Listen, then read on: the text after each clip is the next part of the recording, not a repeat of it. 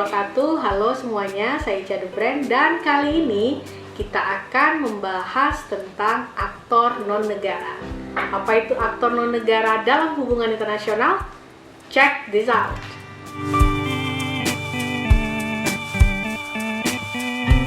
Perkembangan teknologi serta berubahnya pandangan tatanan politik global dan juga berakhirnya Perang Dingin banyak merubah politik dan hubungan internasional. Semula hubungan internasional interaksinya antara negara ke negara atau G2G, dan sekarang banyak sekali perkembangan yang terjadi. Salah satunya munculnya aktor-aktor non-negara atau non-pemerintah yang mewarnai di hubungan internasional.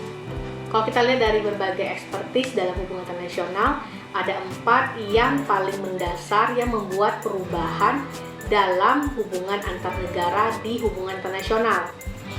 Yang pertama, kecenderungan ke arah perubahan dalam konstelasi politik global dari suatu kerangka bipolar ke kerangka multipolar. Yang kedua, menguatnya gejala saling ketergantungan antar negara dan saling keterkaitan antar masalah global di berbagai bidang, politik, keamanan, ekonomi, sosial, lingkungan hidup, dan sebagainya. Yang ketiga, meningkatnya peranan aktor-aktor non-negara atau non-pemerintah dalam tata hubungan antar negara. Dan yang keempat, munculnya isu-isu baru dalam agenda internasional seperti masalah HAM, intervensi humaniter, demokrasi, demokratisasi, good governance, lingkungan hidup, dan sebagainya. Dan kalau kita lihat dari geliat hubungan internasional, terjadinya perluasan peran-peran dari aktor non-negara. Kalau kita berbicara aktor di sini menunjuk pada pelaku dalam interaksi di hubungan internasional. Dan aktor dalam hubungan internasional dapat dikelompokkan dalam 2 bagian. Yang pertama tentu saja aktor negara, dan yang kedua adalah aktor non-negara. Kalau aktor negara, kita bisa sebut contohnya Indonesia, Malaysia, Filipina, Amerika, dan lain sebagainya. Tergantung dari negara yang akan kita lihat sebagai aktor dalam interaksi hubungan internasional. Aktor-aktor ini disebut juga sebagai negara bangsa atau nation state. Pada umumnya mereka mengarah kepada negara demokratis, di mana politik pemerintahnya merupakan representasi dari kemauan rakyatnya. Akan tetapi banyak juga ya negara yang dikuasai oleh pemerintah dan penguasa sehingga seolah lepas dari gambaran politik warganya. Sistem politik dalam negeri ini mempengaruhi terhadap karakteristik dalam hubungan internasional. Selanjutnya kita masuk ke dalam aktor non-negara atau non-pemerintah, di mana aktor bukan negara atau non-negara terdiri dari perusahaan-perusahaan multinasional atau kita sebut juga dengan MNC. Organisasi pemerintah internasional atau disebut juga dengan IGO, organisasi non-pemerintah internasional atau disebut juga INGO, kejahatan transnasional terorganisir atau disebut juga dengan TOC, dan jaringan teroris internasional. MNC atau Multinational Corporation adalah perusahaan multinasional yang bergerak hampir di seluruh negara ataupun belahan dunia. Misalnya, kita ambil contoh perusahaan Coca-Cola. Meskipun memiliki kantor yang berpusat di Amerika, tapi dia juga memiliki pabrik dan juga kantor-kantor yang ada di negara-negara hampir di seluruh belahan dunia. Kalau kita analogikan nih, setiap botol Coca-Cola yang kita minum pasti terdapat sekian persen uang yang kita setor ke Amerika Serikat. Jika Rp1 saja setiap botol sebagai jatah pemerintah Amerika Serikat, maka Amerika Serikat menerima Rp1 miliar setiap harinya. Dan kekayaan tersebut bisa dipergunakan untuk berbagai kebutuhan dari negara, contohnya untuk militer dan juga kebutuhan-kebutuhan ekonomi politik lainnya.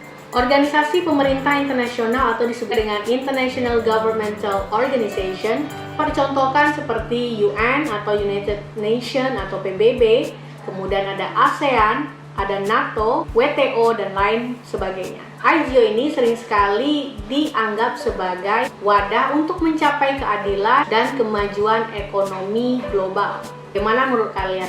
Apakah IGOs yang sudah ada sudah mencapai tujuan tersebut atau tidak?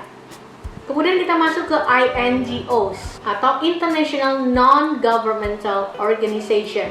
INGOs ini adalah organisasi non-profit berskala internasional yang biasanya memperjuangkan nilai-nilai kemanusiaan dan lingkungan hidup. Contohnya, Transparansi Internasional, di mana organisasi ini memperjuangkan aspirasi anti korupsi internasional sehingga terciptanya keadilan. Kemudian ada Palang Merah Internasional yang bergerak di berbagai negara untuk membantu dan menolong korban-korban seperti korban perang, korban bencana alam, dan lain sebagainya.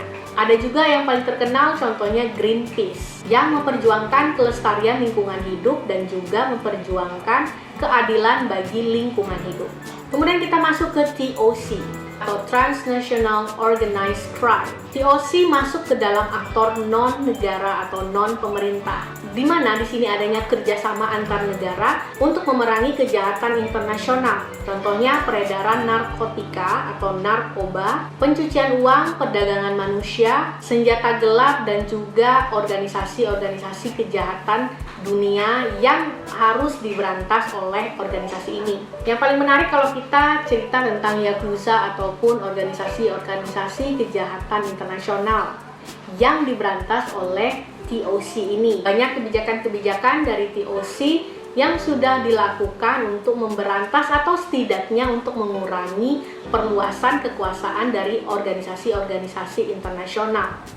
Seperti kita tahu, Yakuza, kemudian mafia yang ada di Itali termasuk ke dalam target utama dari TOC untuk dikurangi bahkan diberantas. Kemudian kalian pasti bertanya-tanya kan, apa sih tujuan dari aktor non-negara dan aktor negara ini dibentuk dan tercipta dalam hubungan internasional? Tujuan utamanya adalah untuk memupuk power. Para aktor-aktor ini, baik aktor negara dan aktor non-negara, ingin memiliki kemampuan untuk memperoleh output politik luar negeri misalnya, melalui kontrol terhadap lingkungan eksternal. Power ini digunakan juga untuk mempengaruhi aktor lain dalam bentuk persuasif dan juga kekuatan koersif. Nah, itu sekelumit pengantar tentang aktor non-negara atau non-pemerintah yang saya ramu dalam video singkat ini. Bagaimana menurut kalian atau pandangan kalian terhadap aktor non-negara? Apakah sudah mencapai tujuan idealnya atau justru semakin memberikan warna baru yang bisa saja tendensius ke arah yang kurang maksimal? Berikan pendapat kalian ya. Sekian video singkat dari saya, semoga dapat memberikan pandangan sedikit tentang apa itu aktor non-negara. Di video berikutnya kita akan membahas lebih dalam mengenai apa saja pandangan dari mazhab HI atau hubungan internasional terhadap aktor non-negara ini. Jangan lupa untuk subscribe dan juga like, komen, dan share video ini. Semoga bermanfaat dan thanks for watching. Assalamualaikum warahmatullahi wabarakatuh. Saya Ica The Brand pamit.